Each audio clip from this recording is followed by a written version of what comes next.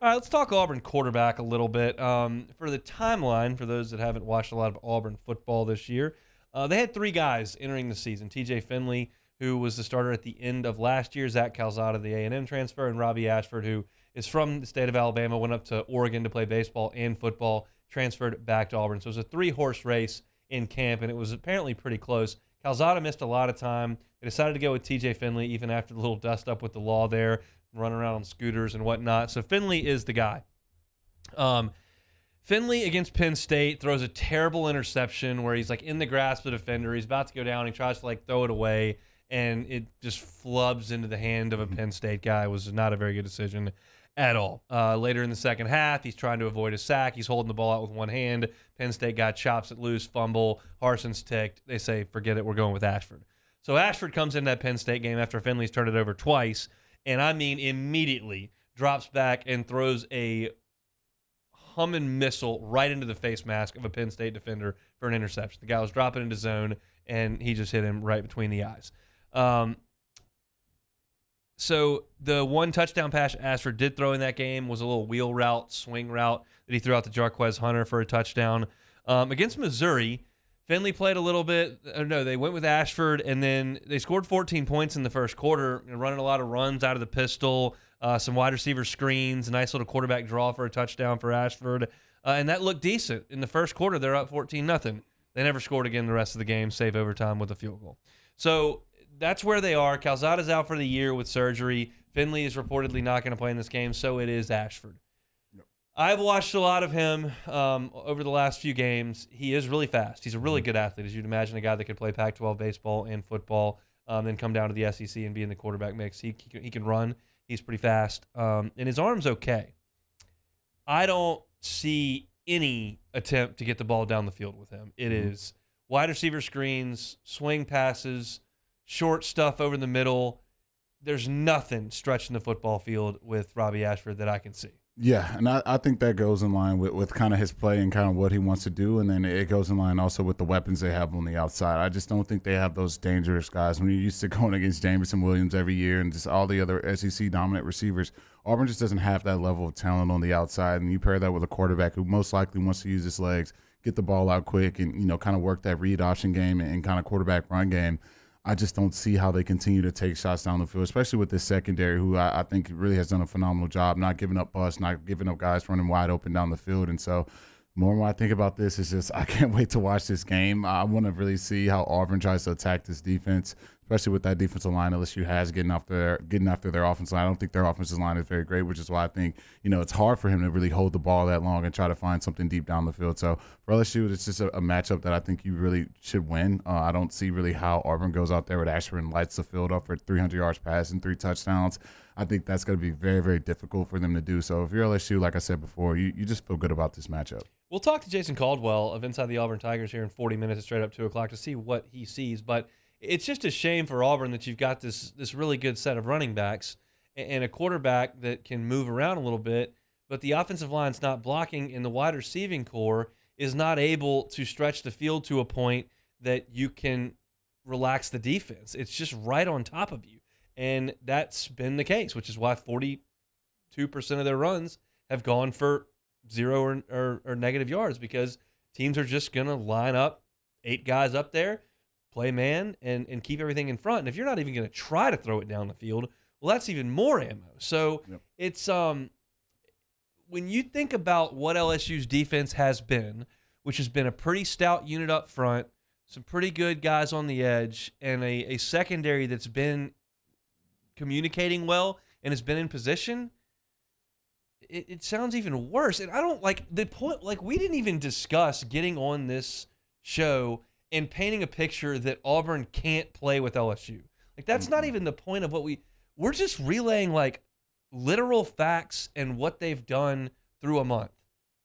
And unless you want us to sit here and like make something up, it's hard to It's Yeah. hard to look past. No, it is. And I think it'd be the exact opposite if we're trying to make a case that, hey, we're going to just dominate Alabama. We're going to blow those guys out for whatever little magical reason we have in our little heads here in Baton Rouge. Like, that's the case. No, we're just looking at what we've seen on the field. We're looking at the numbers. We're looking at the stats. We're looking at this LSU defense who ranks extremely high in the SEC right now.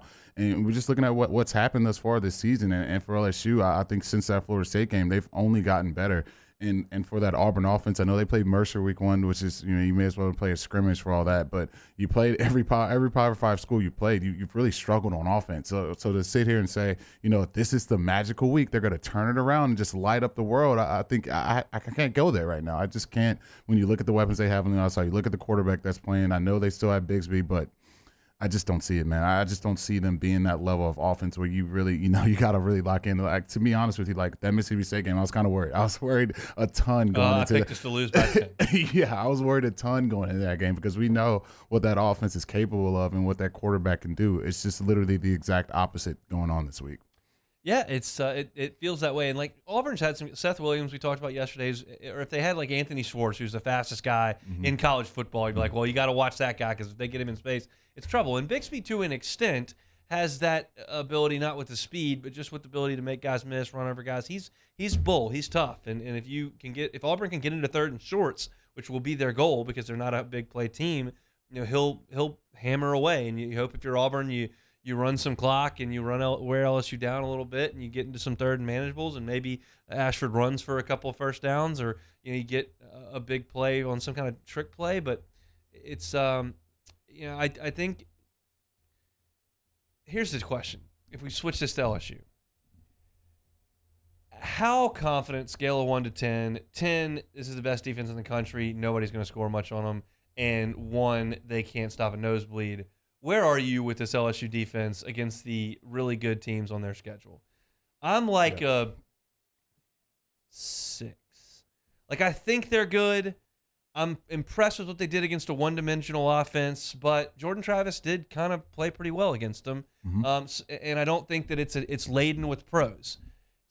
Is it possible for them to become like an 8 after you watch the Auburn game? I still think I'm going to wait until Tennessee shows up. Like, that's probably where I'm going to be. Yeah. I think for me, I'll probably go 6.5, 7. I'm pretty close locked in with where you are because to me, that Florida State game was just the first game of the year. New team, new defense, new coordinators. They hit the big-time touchdown with that trick play. But you take those missed tackles out, which I think they've just done a lot more phenomenal job doing. They really didn't play that bad. And then in the fourth quarter, when they had to have stops, had to make plays, got a turnover at the goal line, had to do all those things, they were able to do that. And it seems like since that point, they haven't really looked back. They've really kind of played lights out since the fourth quarter of that Florida State game. And so going into this week, it's, like you say, you're not going to really learn much, especially against this Auburn offense.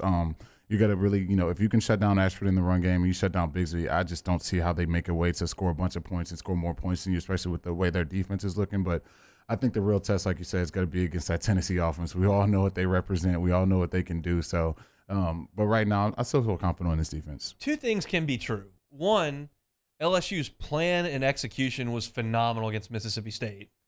And 2, that is a one-dimensional offense that isn't really comparable to anything else that you're going to see all year. So just because you handle that offense doesn't mean you're going to handle all of them, in my estimation. You go out there and hold Tennessee to 13 points, okay. Well, we'll start to talk about being one of the best defenses in the league. I don't think it's going to happen, but we knew that Mississippi State's offensive line was not great, but one of my points leading up to this game, which is why I picked Mississippi State, I said, yeah, LSU's defensive front's way better than Mississippi State's, but offensive line, but the ball's going to be out so quick, who cares? And what actually happened was they went for a couple of 4th and 1s and ran it, and LSU stopped them, and they did actually generate some pass rush against Will Rogers. So, I was right and wrong in that sense, but I still think in terms of the big picture, yeah, you played great against Mississippi State, but that's an air raid. It's a little bit different.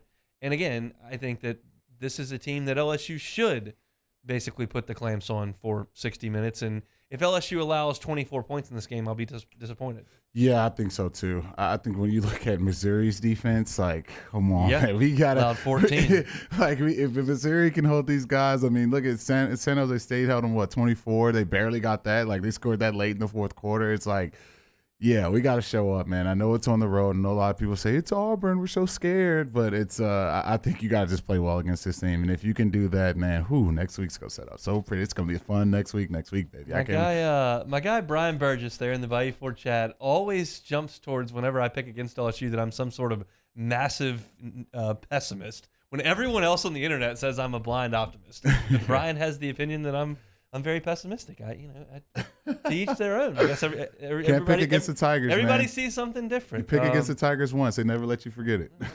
I'm not done picking against the Tigers this year, but I'm probably not going to pick against them tomorrow. We'll see. Thanks so much for watching Hunt Hill on YouTube. Now do us a favor. Hit the red subscribe button below and throw us a like. We'll see you next time.